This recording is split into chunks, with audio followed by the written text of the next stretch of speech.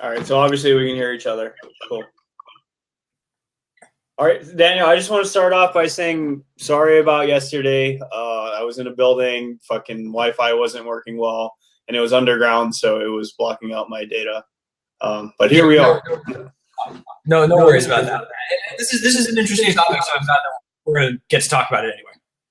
Okay, so I mean, I would just begin by asking you, what personally has you convinced that there is some legitimacy to this, or, do you actually believe that Trump was colluding with Russians, or do you believe that Russia hacked into the DNC and released the emails? Like, well, what exactly are your beliefs? What are the key pieces of evidence which have you personally convinced? And I think we should work backwards from there because my I guess, experience with conspiracy theories and things like that is to really question what has people believing in the first place and then work backwards from there. Okay, so first of all, let me just say, I don't know if Trump or his campaign or the DNC or the Russian government, I don't know if any of them were colluding. I don't know. But what I do think is that there is a legitimate amount of questions about the contacts between political operatives and the Russians and or the Russian government that does justify a investigation into what's going on there. So when I ask the question of is the Russian investigation bogus, there are three basic things that I think would have to be answered. The first is, why was the investigation created in the first place? Did it have a legitimate legal authority to be created? The second would be, did it ever go away from that legal authority and overexpand from where it was supposed to be? And the third would be, is it finding any level of evidence? Those would be the three different means of determining if it is bogus. Because if it didn't have a legal right to exist in the first place, then it is a bogus investigation. And if it overstepped its own boundaries on its legal rights, then it would be bogus. And if it doesn't have any evidence that it's able to find or look into, then it would be bogus. But I don't see any of those things being the case. So do you think, which of those do you disagree with? Which one do you think makes it bogus? Well, I was just going to ask you about a fourth pillar. What if we could reasonably conclude that exculpatory evidence was intentionally not being, investigated for political reasons? For example, if we could we could be reasonably sure that they're not looking in certain directions, and there's no real plausible or rational explanation for why this would be the case. For me personally, that's one reason why I'm highly skeptical of the entire narrative regarding Russia. Well, I think that would be part of it, but it might also not be the necessary focus of this investigation. So actually, I'm going to just look at what the specific investigation is supposed to be looking into. So Rod Rosenstein, who is the Deputy Attorney General, and so obviously you know that Jeff Sessions is the Attorney General, but he recused himself from the Russia questions because of his ties and or questionable things with regards to being involved in Russia. So he recused himself. Well, quick question about that. Sessions really never should have recused himself in the first place. I mean, the thing that he was being accused of was so completely bizarre and bogus that it really doesn't make sense that he, it was basically a media hysteria created conspiracy that Jeff Sessions was part of some conspiracy to meet with the Russian ambassador in his official Senate chambers, in which it was public record, and they had, there were several witnesses there, and they did a photo op there, in fact, and to suggest that this is where secret meetings between Russians and their conspirators take place in your official Senate chambers is completely preposterous. So, I mean, that he even recused himself in the first place is pretty. What you're criticizing is the extreme worry. But most people aren't worried about the extremes. Most people are just like, okay, why exactly were you meeting with them? Why didn't you reveal that you were meeting with them? Why did you then not reveal that you had met with them? So wait. etc. So, but regardless, it's kind of besides the point. I'm not really worried about Jeff Do you Sessions. think that's unusual for a United States senator to be meeting with an official ambassador from another country? And do you think that's how conspiracies work between official channels like that? I have never said that Jeff Sessions was in a conspiracy with Russia. All I said was that he didn't reveal the fact that he was having meetings. He said he had not had meetings, and he has repeatedly, under oath, said he did not meet with them, which is questionable. And it's the same thing that a lot of Trump campaign officials have done. They said they never had these contacts, and then later on it became clear that they had. I don't know why that is going on. I don't really know, and I'm not saying there's this massive conspiracy there. I'm not saying that, and I don't think most people actually think that. But it's just that was just the question. Anyway, this is besides. But hang on, but there's a completely plausible and reasonable explanation for that, because Claire McCaskill said the same thing, that she had never met with any Russians before, and yet there's a picture of her on Twitter meeting with the Russian ambassador. Now, there's two ways to look at this. You could say, well, she was lying about meeting with Russians, just like Jeff Sessions was lying, or you could look at it the more reasonable and plausible way, which is that what Jeff Sessions was really saying is that, yes, I have not, as part of being with the Trump transition, I'm not meeting with Russians now as an official United States senator, as part of my normal duties as a United States senator. Of course, I met with the ambassador of a foreign country, and you know that because there was an official photo op and it was a public event. So yeah, I know. I never accused him of doing anything. All I said was that there were questions because he himself had said certain things, and that whether he said them the wrong way, maybe he shouldn't have said it that way. Maybe he should have said, "Oh, I never met with them as a member of the Trump campaign." Whatever, it doesn't really matter. He recused himself from the investigation because he thought it would be questionable, and he thought that people would probably take it the wrong way if he was on the investigation. So he left it to the Deputy Attorney General, Rod Rosenstein. Now, Rod Rosenstein is a Trump appointee and a Republican as well. So Rosenstein had the authority to determine what would be going on in the future. Now, the FBI had an investigation going for several months regarding whether or not the Russians in any way had hacked into the DNC servers, and whether or not Russians had been creating fake news or trying to meddle. That was a legitimate investigation. The FBI investigation was a legitimate investigation. Yes. The DNC servers. So that's a legitimate investigation, in your opinion? Yes. Okay, so why haven't the DNC servers been examined by any law enforcement or intelligence agency? They were being investigated by the FBI. The DNC servers have not been investigated by any law enforcement or intelligence agency. Okay, where are you getting this? Because I've read specific articles saying that the DNC servers were being exactly analyzed, and that they were able to find out who exactly had hacked into John Podesta's email.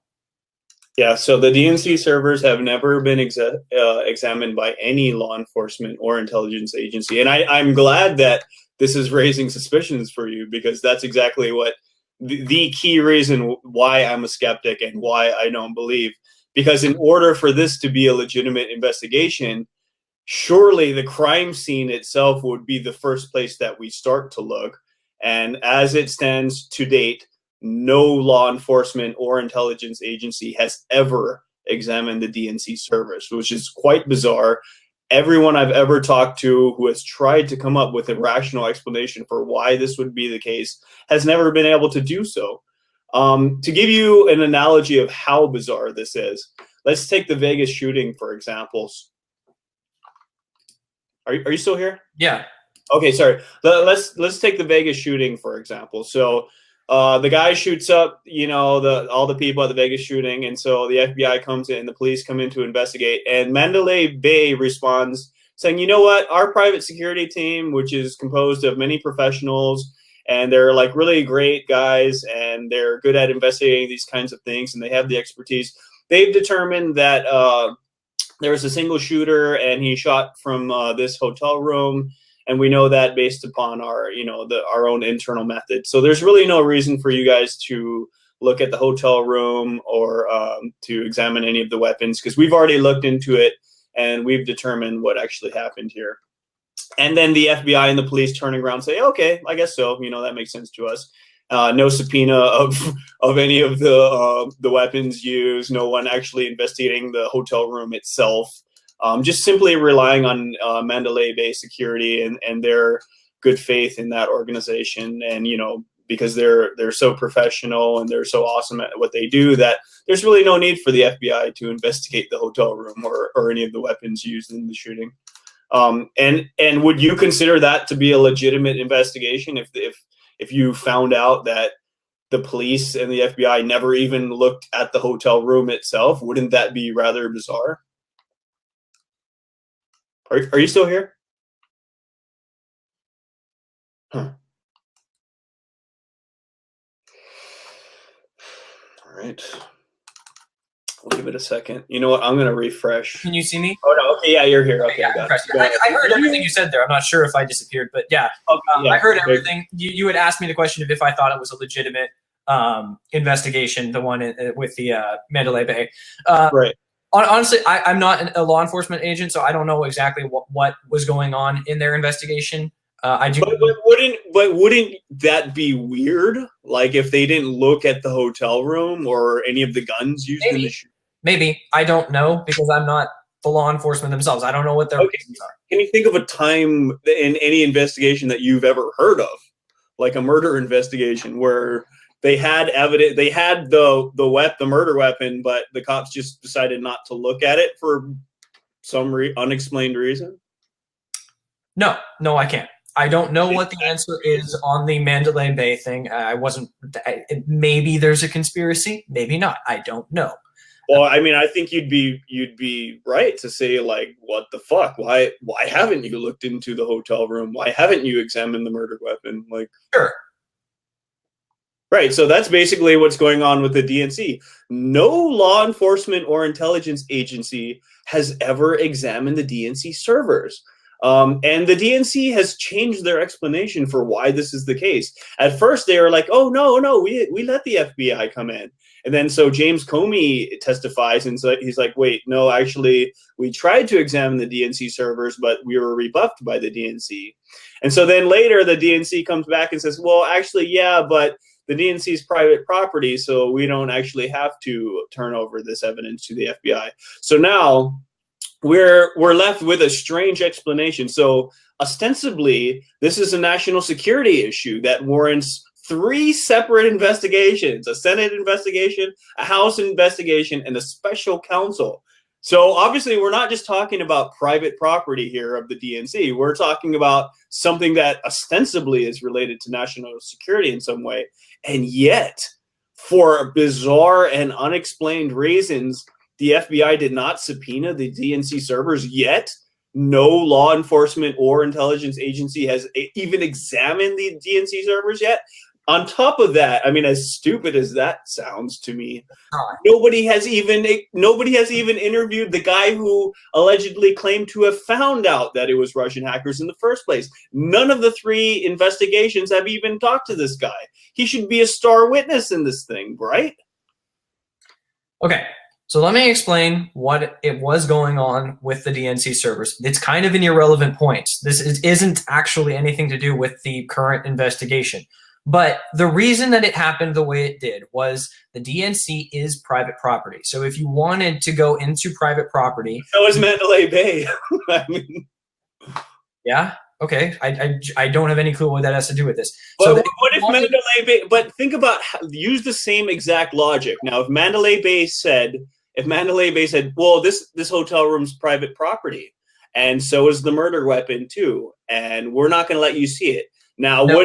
Would the FBI and Mandalay Bay would be held responsible for the events that took place in their apartment. That is very different than what is going on with the DNC. The DNC is the victim. If the victim doesn't want you to go in and and look at their stuff, they have that right to say that.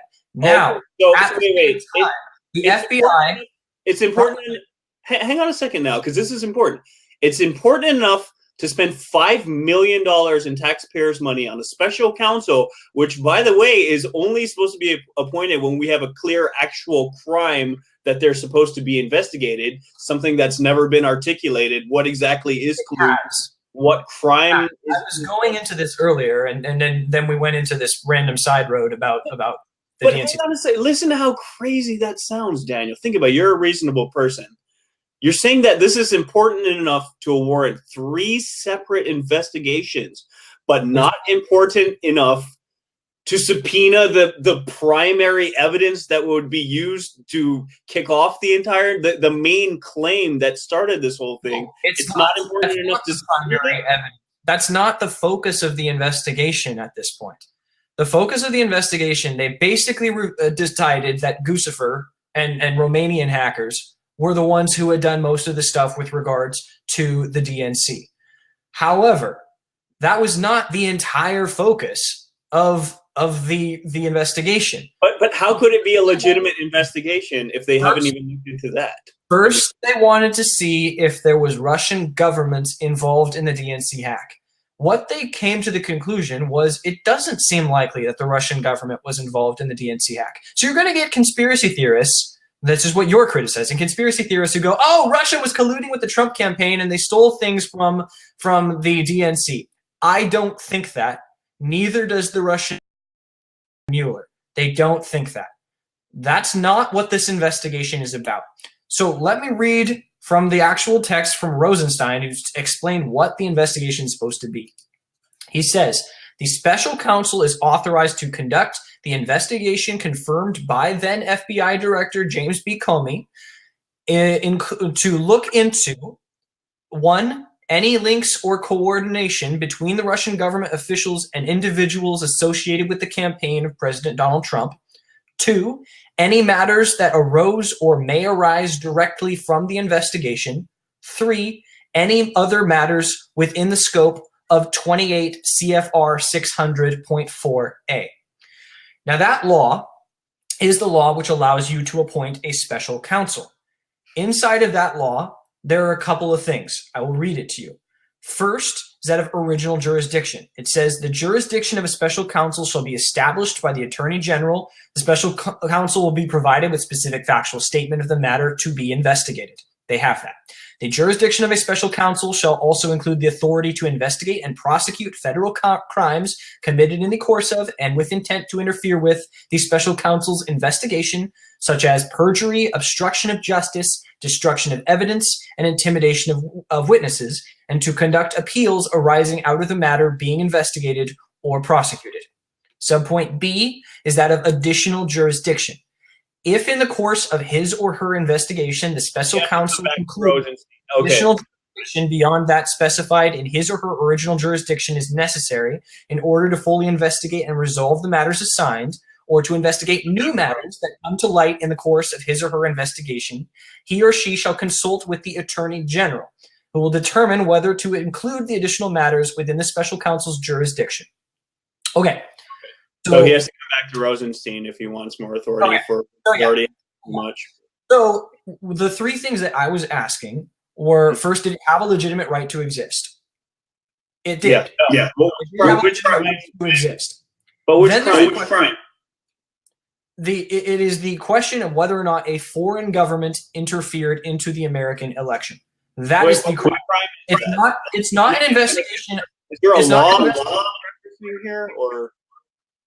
It would be the question of whether or not a foreign agent interfered, which would be. Is that a law, interference? I mean, I'm not. It's not clear to me that you're describing an actual crime here.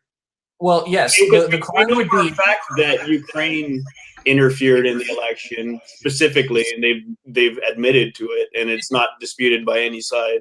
So, right, and that's the question of whether or not there were Americans who worked with them or allowed them to do that.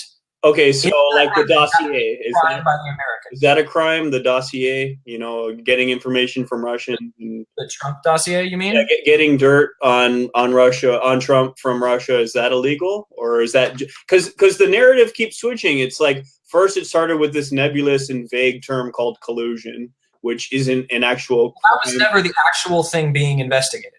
I'm sorry? That was never the actual thing being investigated. That was just what the media ran with because it was an easy story to run. So what specific crime are you referencing? Because, you know, to have a special counsel, you have to be investigating an actual crime. Which crime is Trump suspected of having committed? Okay, you keep coming back to this whole, it's about Trump. It's not about Trump. I read you the specific thing itself. It's not about Trump. Okay, Trump and his associates, I guess. Okay. It is about whether or not a foreign government tried to interfere into the American election and whether or not they had support from any American agent. Hang on a second. So would hacking the DNC servers be considered interference in an American election? If it happened from a foreign government, yes. Actually, it would probably even if it happened from a regular person, but it would be a question of whether or not they had assistance from Okay, so that should be part of the investigation, right? Because that's related to Russian interference in the 2016 election, ostensibly. Not if it didn't happen from their government, no. Okay, well, the FBI has claimed that it was the Russian government, so clearly you would think that was said to be the Russian government. They said it was Romanian hackers who were positioned in the Soviet. Confused about something. So the Guccifer 2.0 personality, which we're not exactly sure who that is. He claimed to be Romanian, but actually he didn't speak Romanian, so we're still not even sure who he is. Some people claim that he was actually, you know, it's CrowdStrike essentially is who he is, Sean Henry and Dmitry Aleprovich, but also, you know, it could be a Russian agent of some kind. We don't know, but interestingly, that in any case, that's something that you should be looking into. Issue, right? Russian interference in the 2016 election. Surely that would be related in some way. No, it's not.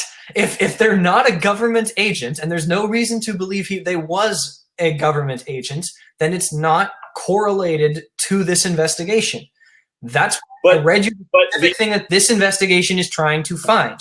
It is trying to find. But the FBI and the CIA claim that it was the Russian government. I mean, they've asserted that. They've produced a report saying that. So surely if you're investigating Russian interference in the 2016 election, you may think, okay, well, if the FBI says that the Russian government did it, surely we should look into that, right? Okay, you're really contradicting yourself here. First you go, oh, they never analyzed the DNC servers. And then you go, oh, but they knew it was the Russian government. I'm saying ignore this entirely. This has listen, I can totally explain that. This has nothing to do with it. Both of those things are true, though. It's true that no law enforcement or intelligence agency has ever examined the DNC servers. And it's true that the FBI and the CIA asserted that it was the Russian government. Those things are both true. I know it sounds stupid, and it is stupid to me, but those are both true statements. So, all right. That's why I'm skeptical too, man. I mean, I'm really not skeptical about that at all because it's really irrelevant. What is relevant is the question that this investigation is supposed to be looking to, which was that of any links and or coordination between Russian governments and individuals associated with the campaign of President Donald Trump, or any matters that arose or may arise directly from the investigation, or any other matters within the scope of CFR 600.4 that I read you. Okay, and so in your opinion, what specific crime would the Trump campaign broadly, you know, now you're saying it's not just Trump. Okay, I'm glad we've established that Trump's not a KGB agent. Right. But let's go more. This whole conspiracy theory. All I'm saying is that the Russian investigation, number one, has a legitimate reason to exist. It's based in U.S. law. It also has not expanded its current authority under the U.S. law. I think we both agreed on that. It's answerable to Rod Rosenstein, who, if anything, has gone beyond numerous conflicts of interest. But okay, Rosenstein has conflicts of interest. Oh, absolutely. But I don't know how you could say Rod Rosenstein, who was appointed by Trump and is a Republican, has a. I'd be happy to explain. So Rod Rosenstein, here's what's funny to me. Rod Rosenstein is potentially a witness in the thing that in the investigation in which he is overseeing, which is automatic grounds for recusal. You cannot be a witness in your own investigation. That makes no sense whatsoever. And the rules are clear on the fact that he should have recused himself. Mueller, too, is a rather bizarre pick because the day before, he actually interviewed for James Comey's position. So they almost certainly discussed James Comey, and they're good friends, too. So it'd be hard for you to explain how Mueller can objectively and neutrally and unbiasedly investigate his buddy James Comey and the FBI, for which he was the director. Yes. How is that possible? Director of the FBI. He was replaced by James Comey. The two of them worked together for a long time. Right, but we're talking about actions that go back much further while he was actually the director of the FBI. Now, how can he investigate his own actions? Isn't that bizarre? He's not investigating and how can Rosenstein, as per the specific parameters of the special counsel, what he is investigating is whether or not there was Russian interference with Trump campaign officials. And any matters which arise within that investigation. Yeah. So why this would be one of those matters, don't you think? Why would that be part of that?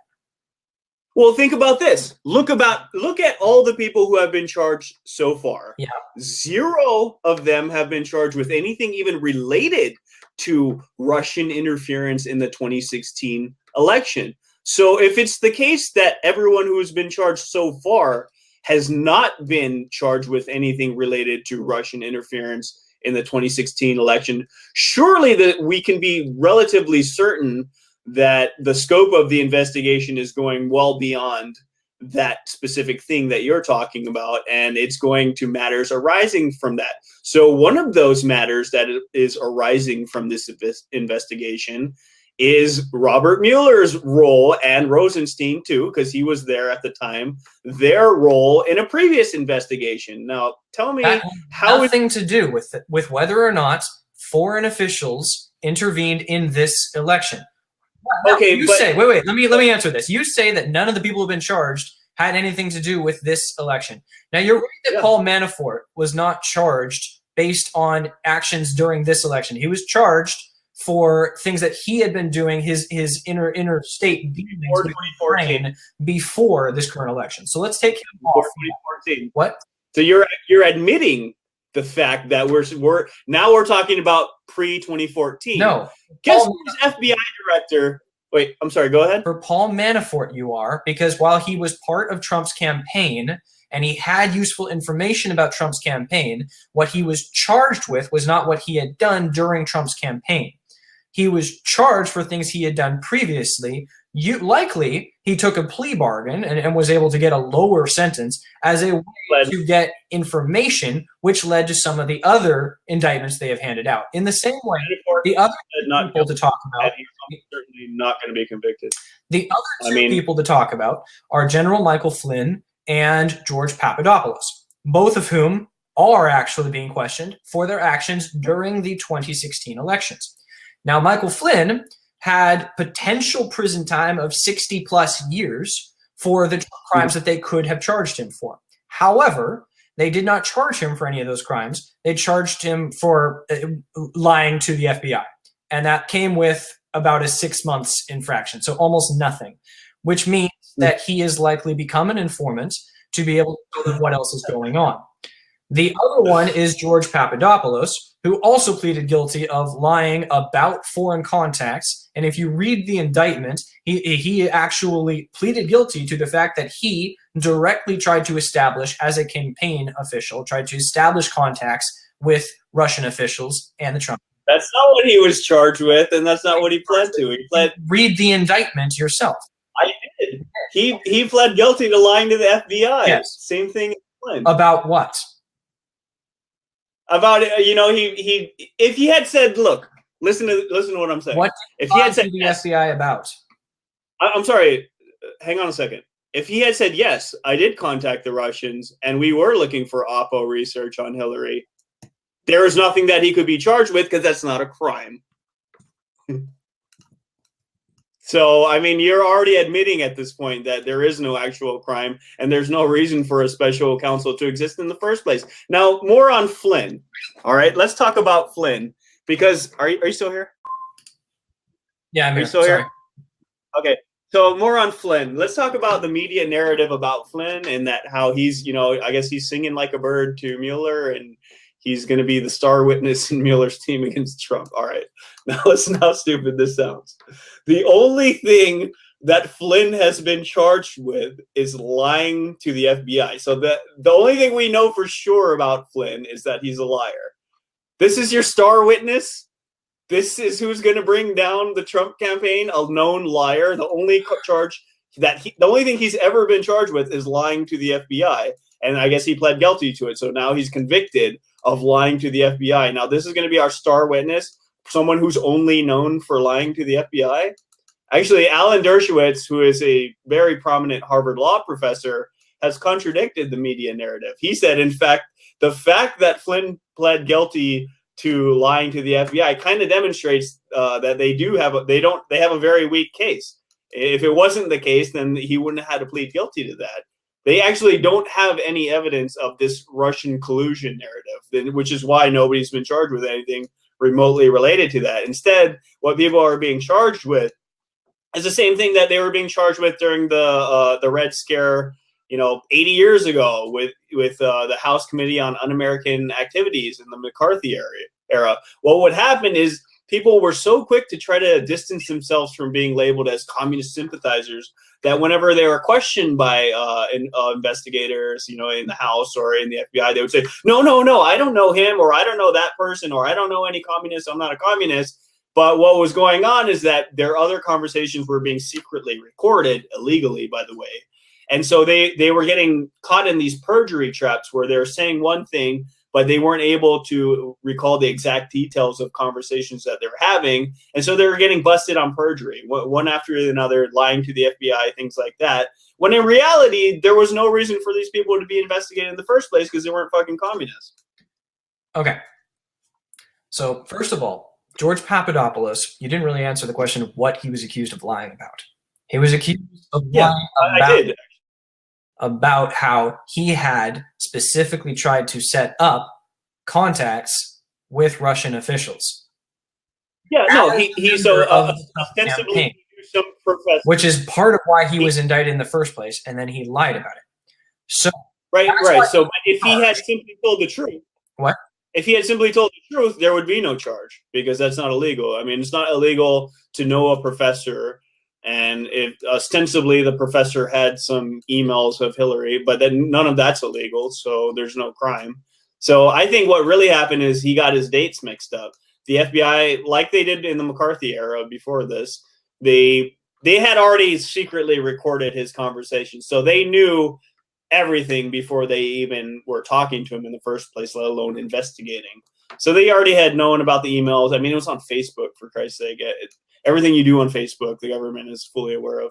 But anyways, he sent some Facebook messages to some professor in Russia who claimed to have some emails on Hillary. And then when he was asked about it by the FBI, he probably just got the dates wrong. He said, I did not do this at that time when in fact he actually did. So they busted him on that. He pleads guilty. And so what? What crime? Which crime would he have been lying? Like without the lying part, let's say he didn't lie. Let's say he said, yeah, I contacted a Russian professor who claimed to have emails that were bad for Hillary. So what? If a foreign agent interferes with the American electoral process with assistance from an American, that can be charged with crimes as high as treason. So that's treason. Okay, so the Steele dossier. So would Papadopoulos have been convicted of treason for that? Probably not. Almost certainly not. Okay? So here's the question. What exactly is it that this Russian investigation is supposed to do? It is not supposed to Trump. The goal is to impeach Trump. No, the goal is not to impeach Trump. It's not an investigation of Trump. It is an investigation of whether or not a foreign government interfered in the American electorate. If they did, and if they had assistance from American officials, those American officials would be liable. Now, so what about this? So the Steele dossier then? So that information came from the Russian government, much of it, and there was an American citizen involved in collecting, namely the Hillary campaign and Hillary's lawyers who financed John Podesta and Tony Podesta. Actually, not Podesta. Tony Podesta was being investigated. Tony Podesta was being investigated as part of this investigation. So it's not. So that's a crime. Oppo research is a crime or no? Like I don't know. The narrative keeps changing based upon who we're. It doesn't keep changing. It only keeps changing if you're set upon being determined to believe that there is nothing wrong. But it is possible that there is something wrong, which is why the investigation exists in the first place. That's what we're looking into. Now, do you know for certain that there has been zero contacts, that there's been zero problematic activities by members of the Clinton campaign or Trump campaign? Do you know that? No, for certain. No, of course not. I'm invoking Hitchens' razor. That which can be asserted without evidence may be dismissed without evidence. Okay, so if there's zero evidence, then your position would be accurate. But if there is evidence, then you would agree that the Russian investigation would be important to look into, right? Well, only if it was a legitimate investigation, but as I've already established, it's not. It's not a legitimate investigation just because it doesn't do exactly the ways you would want it to be going about. Well, not exactly the way, but surely the crime scene and the murder weapon would be among the first things that were investigated. They're not. None of those have anything to do with the Russian foreign government. What they have to do with is just the DNC. It's an irrelevant point, and the investigation moved past that. It's not looking at that. What it is mainly looking at now is the question of whether or not the Trump campaign obstructed justice or had anything to do with foreign government officials. Okay, I'm glad you brought that up. Great point. So ostensibly, Mueller was appointed because James Comey was fired, right? That's why Rosenstein appointed Mueller, right? Because the FBI investigation had been canceled since Trump fired Comey, so they still wanted to continue that investigation. All right. So explain to me, kind of in your mind, how it can be the case. I mean, this seems contradictory to me. Rosenstein he's simultaneously the guy who drafted the letter to Trump saying that Comey should be fired. And then after Trump fires Comey, he then appoints special counsel Robert Mueller because Trump fired Comey. Now, is this not strange to you, or? No, not in the slightest. So if one investigation is stopped, but the importance of that investigation still should occur, the attempt was to create it through a special counsel, much like Ken Starr during the Clinton era, and much like other special counsels in the past. So the reason the Russian investigation is going is to look into whether or not there was any collusion, whether or not there was any activity between Trump campaign officials and foreign governments, whether or not there was any of this acceptance of a foreign official into the American election. If so, or if it appears that it was possible and that officials obstructed the ability to find out, so obstruction of justice, that is what this investigation is looking at. We do not currently know if that happened, which is why the investigation is ongoing. Now, you say that this investigation this is what you're saying. Like, okay. You say this investigation will be irrelevant if there is no evidence. The problem is there is a significant amount of evidence. There are multiple different contacts that are questionable between the Trump campaign and Russia. There are multiple. Like, could you name the things that you find to be, damning, I guess? Sure. Like, what has you convinced personally? You keep asking if I'm convinced. I'm not convinced, which is why I support the investigation. I'm not convinced one way or the other. You seem convinced. Okay, wait, hang on a second. I am not convinced that anything happened, and I'm not convinced that nothing happened. But I do think that if a foreign agent or if a foreign government interfered in the American election, the American people should know, which is why we have this investigation. If American allow this to happen, Americans have a right to know. Daniel, you're saying you want to know But yet you don't seem to be very concerned about the fact that no law enforcement or intelligence agency has ever examined the DNC servers, even though the CIA and the FBI are claiming this was the Russian government. So you claim to want to know whether or not this is the case, but you don't seem concerned at all that nobody's looking into it, which is rather bizarre. Because they moved on from that because it wasn't relevant to what they were looking at anymore. It's not relevant to whether or not a foreign government interfered in the United States election. The initial statement was that they thought a foreign government had done it. Then they realized probably not. And now that what they're looking at is different. That's not the case. They are still claiming that it's Russia. You have to know that. That it's Russia, which is different than Russian government. The Russian government. I mean, according to the FBI, Vladimir Putin personally ordered an elite team of cyber warriors to hack the DNC in order to help Trump win. And then he leaked it to WikiLeaks. By the way, another interesting fact that everyone needs to be aware of, none of the investigations have even bothered to interview Julian Assange. Julian Assange is at a very minimum a suspect, a witness, or a person of interest. He's at the very center of all of this, and yet nobody has even bothered to talk to him. I mean, we've had members of Congress go talk to him in the embassy.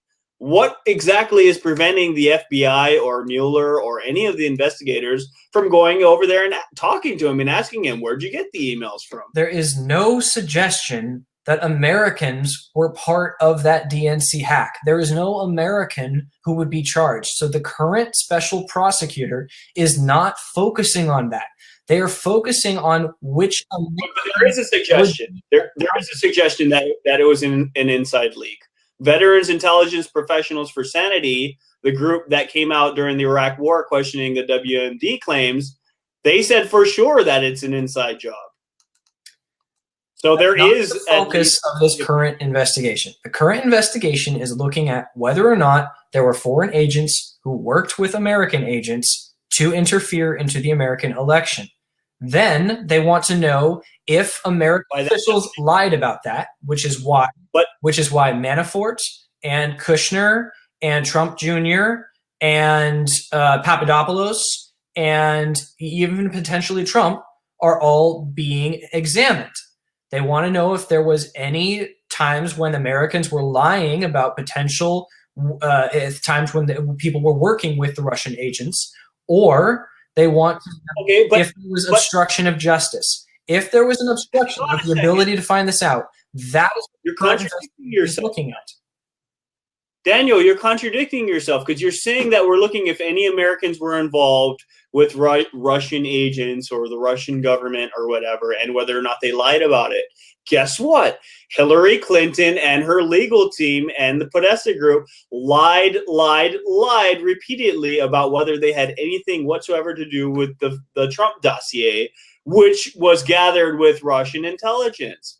So they obviously, clearly, and unambiguously lied about it. I mean, there's no one to dispute that fact. It's just a simple fact that they lied about it for a year, and now we know that. Is that also should there be a special counsel for that too, or what? I don't understand. First of all, Hillary Clinton is not the president. It's amazing that you keep focusing on, oh, the Democrats do bad things too. We're not really focusing on that. What is that I thought it was the 2016 election now. Is she not a part of the 2016 election? Focus is on the ones who were elected, because we need to know if they got to power through unacceptable means. That's part of the reason why we have this focus. Now, you talk about Podesta. Actually, Podesta has been part of this investigation. Paul Manafort and Tony Podesta were both being examined by Mueller's investigation.